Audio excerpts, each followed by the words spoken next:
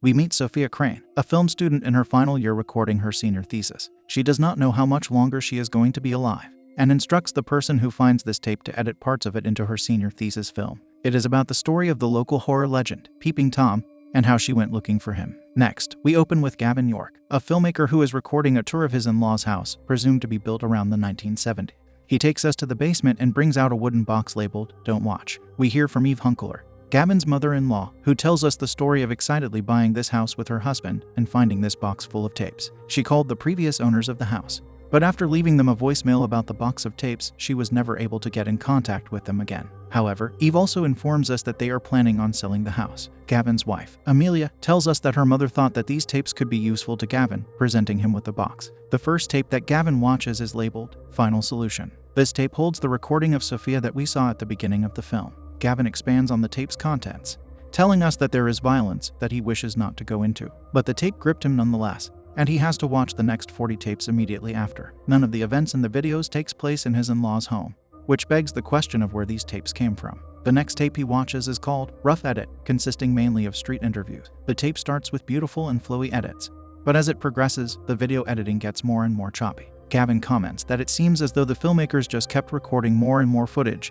as though they didn't know when to stop, and thus, never got the time to finish this project. However, Gavin decides to finish the film for them, editing himself into all of the 40 tapes and refurbishing the product to become his own. He confesses that he was not able to sleep for days after completing the film. Next, we are shown a rough cut of Crane and Feldman's movie as discovered by Gavin. In the tape, Sarah is standing in front of the Ilchester Tunnel, a throughway for the railroad for over a century. But for the past 80 years, this tunnel has become far more sinister, especially for the local residents. The tunnel has become home to Peeping Tom, also known as the Blink Man, the Ilchester Molester, and more. He is described as a tall, lanky, shadowy figure who wears a top hat, a dark coat, and has big scary eyes. Very few people have seen him, none of whom have survived the encounter. Peeping Tom is a creature that one can summon through a ritual. One must show up at the trestle end of the tunnel at midnight and stare through it for an hour without blinking. If one can do this, then Peeping Tom will appear at the far end of the tunnel. Peeping Tom is classified as a type of supernatural entity called a Flimmergeist, or Flickergeist, referring to shadowy beings living on the periphery of vision.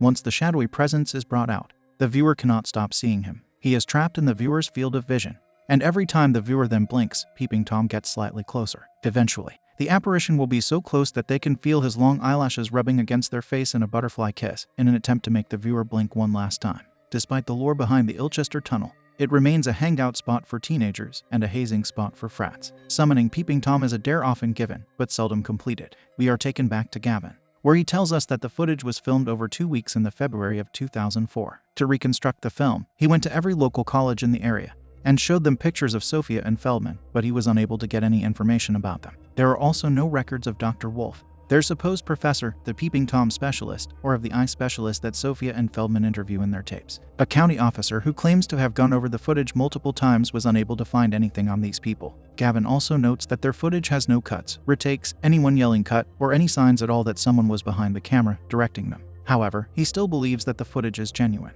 Next, we are shown interviews of film critic David Starrett and director Steve Yeager critiquing the footage that Gavin has found, challenging the authenticity of the footage and whether Gavin is being truthful about how he found the tapes. The county police officer believes that the eye specialist, Peeping Tom specialist, and others consulted in the footage were actors. Next, we are met with political science major and staring contest champion, Sumner. He is brought to the tunnel and told to begin the ritual to summon Peeping Tom. Sumner struggles to make it through the full hour, stopping at 15 minutes. Next, Feldman is seen setting up a camera at the end of the tunnel, claiming that it will function like an eye that doesn't blink. It is an hour past midnight, but their experiment fails, and Feldman dejectedly shuts the camera. Now, in what seems to be Sophia's room, she and Feldman are going over the footage, talking about what their backup plan should be if this doesn't work out. Suddenly, Sophia notices a shadow at the end of the tunnel in their footage. They brighten the video, and right on the hour mark, you can see Peeping Tom materialize in front of the camera. In an interview with Andy Wardlaw, the editor of Finding Bigfoot, he says that he is apprehensive about claiming that the footage is fake.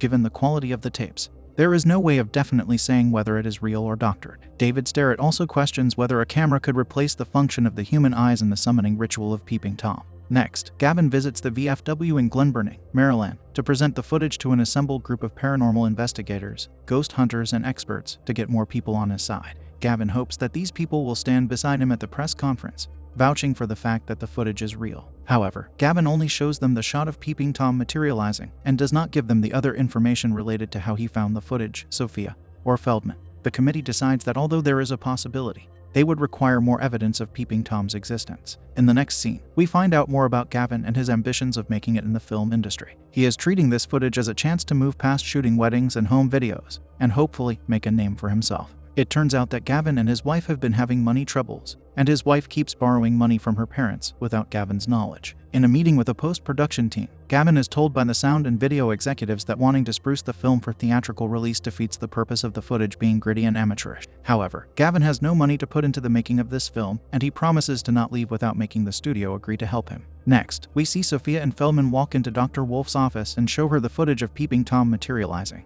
but she is apprehensive to believe that the footage is undoctored. Sophia and Feldman are then seen driving to Mr. Folklore's house, but he is not there. In the present day, we see Gavin pull up to the same house and meet Matt Lake, Mr. Folklore, the Peeping Tom specialist in the found footage, and the writer and editor of the Weird Book series. Gavin shows him the footage from the tapes and interviews him about his role in the documentary. However, Lake barely remembers anything of his interactions with Sophia and Feldman. Gavin also asks him why he excluded the tale of Peeping Tom from his Weird Maryland book, to which Lake says that the story of Peeping Tom is more folklore than folklore, and that he had more compelling stories to write about. Gavin takes offense to this, and accuses him of not being as serious as he should be. Lake gets angry at Gavin, and asks him to leave. While analyzing footage, Feldman begins to notice shadowy silhouettes popping up in the background of many shots, like the scenes from Dr. Wolf's office. They figure out that every time the camera switches on and off, it blinks, meaning that every time they make a new clip, Peeping Tom gets closer. Back at his home, we see a disgruntled Gavin interact with his family. His wife tells him that they've received another letter from the bank regarding their house. The family is tight on money,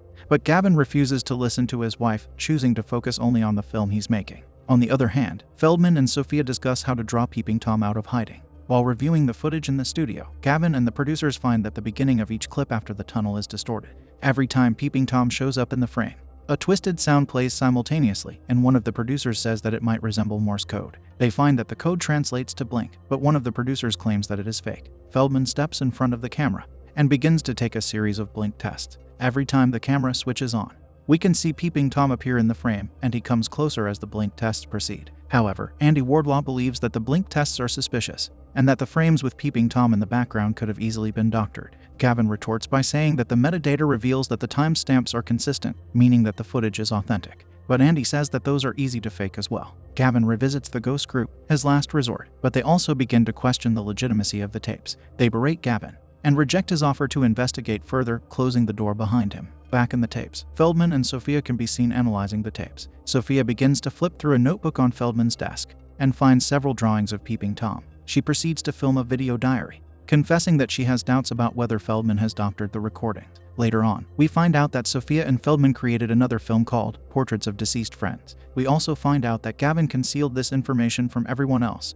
claiming that it has nothing to do with Peeping Tom, but the others beg to differ. Moreover, the others also distrust Feldman and believe that he harbors resentment towards Sophia for being the only one who won the award for their other movie. Thus, there are multiple possibilities about the footage. The whole film is a hoax that the two of them got together to make, or one of them decided to fool the other by doctoring the footage. Matt Lake returns to the screen and says that he believes that Sophia has invested too much in the film. Monica Buck, a psychologist, expounds on the confirmation bias that might be operating in Gavin's psyche. She says that he is likely cherry-picking information that suits his agenda of proving the existence of Peeping Tom. Matt Lake, David Starrett, and Steve Yeager also question Gavin's intentions with the film and his refurbishing of it. The filmmakers ask his wife if she believes that Gavin has filmed the footage himself, but she says that that is not possible because they found the tapes in her mom's house. It turns out that Gavin owns the same camera that Feldman recorded the footage on, and the filmmakers speculate about what Gavin may have been doing on the trips he makes for the weddings he films. Back in the tapes, we see Feldman lose his temper at something out of frame. Next, we see Sophia approach Feldman and ask for the tapes. His face is scratched up, and he tells her that he thought the lashes would tickle, but they itch. He had locked the camera in his basement, but the next day, he found the camera back in his room, taping him. He claims that Peeping Tom has been recording him. He tells her that she can't escape the film, because Peeping Tom is going to come after her next. Gavin has started a website to release the found footage. After 24 hours,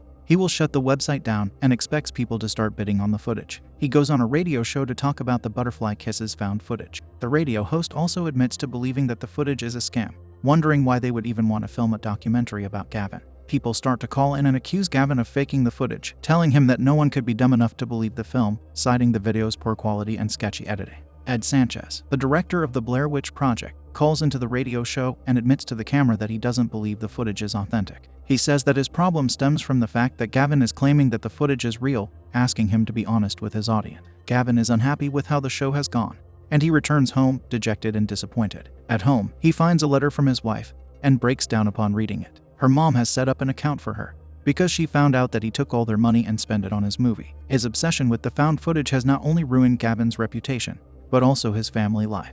We see a live news report recorded by Sophia on her Handycam that Maryland news agencies refused to comment on. Feldman had been found deceased in his room. Gavin had stopped communicating with the documentary crew, but suddenly asks them to come to the tunnel at midnight. When they reach it, Gavin refuses to speak to them clearly, and the crew become worried about him. However, the crew start to fight amongst themselves, accusing each other of ruining Gavin's life for their benefit. Suddenly, Gavin disappears into the tunnel with the camera. Sophia finds Feldman's notebook, detailing what he called the final plan. In the end, he only had 3 blinks left, so he set the camera up in front of a mirror to cover his back and front. He sat on the floor with a hammer, hoping to be able to stop Peeping Tom before he got him on his final blink. Sophia finds a tape that was in the camera till the very end, but it was severely damaged. She manages to fix it, but the only thing that plays is the last clip. However, Feldman had set up another camera, through which we see Peeping Tom jump out at Feldman right when he thinks that he has saved himself. In a turn of events, Andy Wardlaw contacts the documentary crew after he discovers an anomaly in the found footage. When one reevaluates the scene of Peeping Tom jumping at Feldman,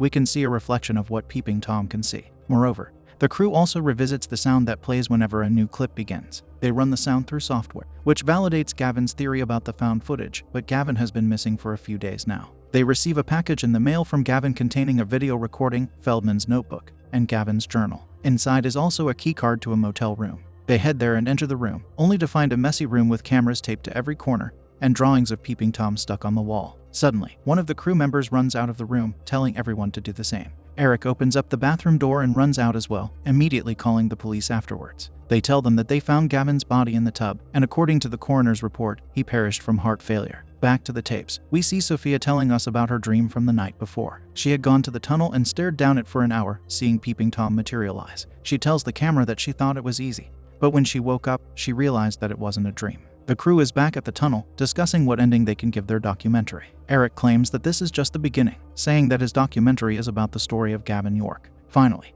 we see the full ending of the clip of Sophia that we saw at the beginning of the film. She tells us that she might have found a way to beat Peeping Tom. She takes a shard of glass and starts to hoping that she will never have to blink again.